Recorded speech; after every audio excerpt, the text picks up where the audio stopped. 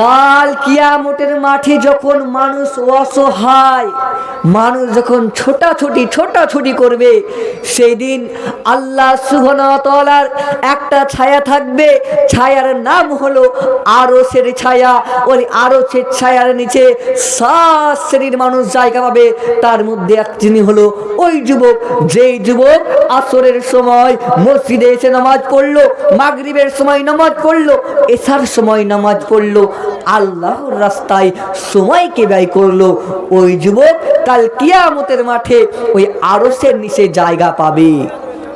Brother in ইসলাম, এই যুবক, আমি তোমাকে বলতে চাই, আজ যদি তুমি আল্লাহর পথে তোমার জীবনটাকে অতিবাহিত করতে পারো, আল্লাহ পাক রব্বুল আলামিন তোমাকে নিশ্চয় জান্নাতের মধ্যে দান করবে, এমন জান্নাত দান করবে যে জান্নাত পেয়ে তুমি পৃথিবীকে ভুলে যাবে। যুবকের 3 নম্বরের দায়িত্ব, একজন যুবক এই দুনিয়াতে, একজন যুবকের 3 নম্বরের দায়িত্ব হলো তার পরিবারের দায়িত্ব, তার সংসারের দায়িত্ব, তার সমাজের দায়িত্ব। আল্লাহর নবী বলেছেন, এই যে পৃথিবীটাকে দেখছো, এই পৃথিবীটা যে মালিক, এই মালিক প্রত্যেকটা মানুষকে দায়িত্ব দিয়েছে। আজকে তোমার গ্রামের, তোমার রাজ্যের মুখ্যমন্ত্রী শুধু কলম চালিয়ে বসে নাই, আজ দেখছে এই জেলায় কি হয়েছে, ওই জেলায় কি লাগবে, এমন ভাবে ব্যস্ত রয়েছে। অনুরূপ ভাবে একটা দেশের মেম্বারের দায়িত্ব রয়েছে, একটা শাসকের দায়িত্ব রয়েছে, অনুরূপ ভাবে একজন বাপের দায়িত্ব রয়েছে তার ছেলেকে, তার মেয়েকে দেখভাল করা।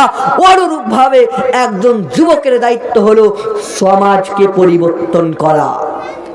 হে যুবক, তোমার দায়িত্ব হলো সমাজকে পরিবর্তন করা। কেননা তুমি পারো সমাজকে পরিবর্তন করতে। তুমি দেখে নাও, একটা সন্তান যখন পৃথিবীতে আসে, জন্মগ্রহণ করে, ওই সন্তানটা অবলা, তার কোনো ক্ষমতা থাকে না, সে হাঁটাচলা করতে পারে না। আবার একটা মানুষ যখন বৃদ্ধ হয়ে যায়, তারপরে ওই মানুষটা অসহায়, করার কিছুই থাকে না। মানুষ শক্তিশালী হলো যৌবনকাল, তাই তোমাকে কাজে লাগাতে হবে যৌবনকাল। যুবকের 4 নম্বরের দায়িত্ব, যুবককে শিক্ষা অর্জন করতে হবে, কোরআন হাদিসের জ্ঞান অর্জন করতে হবে। ইমাম শাফি রাহমাহুল্লাহ বলেছেন, যুবকের শক্তি, যুবকের জ্ঞান, যুবকের প্রতিভা, যুবকের নৈতিকতা, যুবকের প্রতিভা যদি সৎ পথে ব্যবহার করা যায়, একটা সমাজকে পরিবর্তন করতে একটা যুবক সক্ষম, অক্ষম নয়। কথার মধ্যে অনেক কড়া কথা রয়েছে। যুবক যদি তার শক্তিকে, তার ক্ষমতাকে, তার প্রতিভাকে, তার শিক্ষাকে সৎ পথে ব্যবহার করে, একটা সমাজ পরিবর্তন হবে। তাই যুবক, তোমার দায়িত্ব একটা সমাজকে পরিবর্তন করা। লাস্ট পয়েন্ট, যুবকের 5 নম্বর দায়িত্ব, সেটা হচ্ছে সমাজের মধ্যে মানুষকে ভালো কাজের আদেশ করা। মানুষকে ভালো কাজের আদেশ করতে হবে এবং মন্দ কাজ থেকে নিষেধ করতে হবে।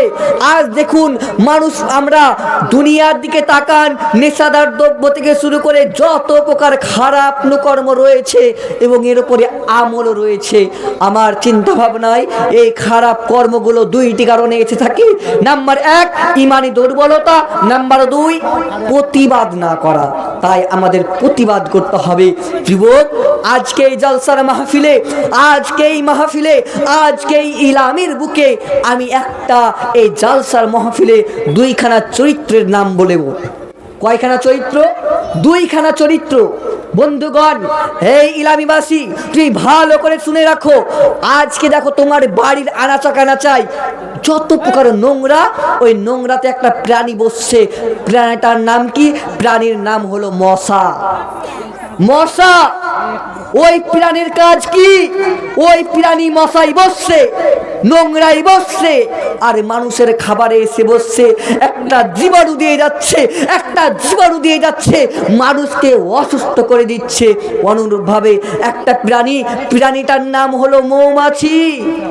ছোটতে একটা কবিতা পড়েছিলাম, বই লেখা ছিল, মৌমাছি মৌমাছি কোথা যাও নাচি নাচি, একবার দাঁড়াও না ভাই, ওই ফুল ফোটে বনে, যাই মধু আহরণে, দাঁড়াবার সময় তো নাই। মৌমাছি কতই ব্যস্ত, মৌমাছি কতই ব্যস্ত, সব সময় ফুল থেকে এই ফুল থেকে ওই ফুল মধু সংগ্রহ করছে, একটা চাক তৈরি করছে, ওই চাকের মধুকে একটা মানুষ তৃপ্তি লাভ করেছে। এই ইলামি গ্রামের যুবকেরা, এই ইলামি গ্রামের বাসিন্দারা, তুমি এবার বলো, তুমি মাছির মতো হবে না মৌমাছির মতো? তুমি বলো, যেই মাছি একটা মানুষকে রোগ দিয়ে গেল ওই মাছির মতো হবে, না একটা মৌমাছি, যেই মৌমাছি কঠিন পরিশ্রম করে একটা মৌচাক করলো, ওই মৌচাককে মানুষ তৃপ্তি লাভ করলো, তুমি মানুষকে ভালো কাজ দেবে না খারাপ কাজ দেবে? আজকে পৃথিবীর দিকে তাকাও, আজ থেকে 1400 বছর আগে আল্লাহর নবীর যুগে কি লাভ ছিল? একটা সংগঠন ছিল, নাম কি?